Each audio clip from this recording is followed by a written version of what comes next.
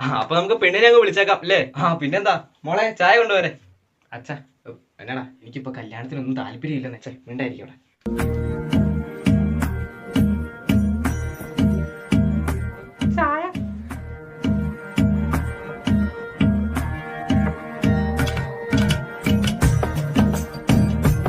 പിന്നെ പരിചയപ്പെടുത്താൻ മറന്നു, ഇതാണ് പെണ്ണിന്റെ ആങ്ങള, അതായത് എന്റെ മൂത്ത മോൻ.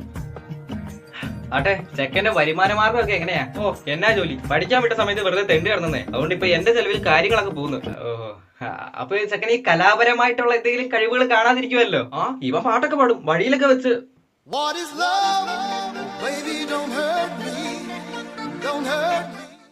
പെണ്ണിനെ നോക്കടാ. എവിടം വരെ പഠിച്ചു? ഞാൻ ഡിഗ്രി. ഞാനും. നല്ല ചായ. ഇഷ്ടപ്പെട്ടു.